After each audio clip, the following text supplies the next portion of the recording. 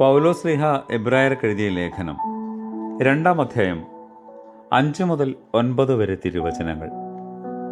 പറക്കുമോ നാം ഏതിനെക്കുറിച്ചാണോ സംസാരിക്കുന്നത്? വരുവാനുള്ള ആ ലോകത്തെ മാലാഖമാർക്കല്ല താൻ കീഴ്പ്പെടുത്തിയത്. പിന്നെയോ തിരുവെഴുത്ത് സാക്ഷ്യപ്പെടുത്തി പറയുന്നു, നീ മനുഷ്യനെ ഓർക്കുവാൻ മനുഷ്യനും അവനെ നീ സന്ദർശിക്കുവാൻ മനുഷ്യപുത്രനും ആര്? നീ അവനെ മാലാഖമാരിൽ നിന്നും അല്പം താഴ്ത്തി, മഹത്വവും ബഹുമാനവും അവൻ്റെ ശിരസിൽ നീ വെച്ചു. നിന്റെ കൈകളുടെ പ്രവൃത്തികൾ മേൽ നീ അവനെ അധികാരിയാക്കി. നീ സർവവും അവൻ്റെ കാൽക്കീഴാക്കി. താൻ സകലവും അവന് കീഴ്പ്പെടുത്തിയതുകൊണ്ട് കീഴ്പ്പെടാത്തതായി ഒന്നും വിട്ടിട്ടില്ല. എന്നാൽ എല്ലാം അവന് കീഴ്പ്പെട്ടിരിക്കുന്നതായി ഇപ്പോൾ ഇതുവരെയും നാം കാണുന്നില്ല. മാലാഖമാരിൽ നിന്നും അല്പം താണവൻ യേശു ആകുന്നുവെന്ന് തൻ്റെ മരണത്തിൻ്റെ കഷ്ടതകൾ മൂലം നാം അറിയുന്നു.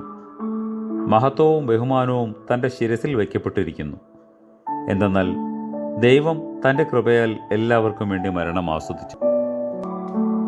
കർത്താവേ, ഇടവിടാതെ നിന്നെ സ്തുതിച്ച് വന്ദിപ്പാനും നിന്നോട് സാദൃശ്യപ്പെടുവാനും ഞങ്ങളെ യോഗ്യരാക്കി തീർക്കണമേ. ആമേൻ.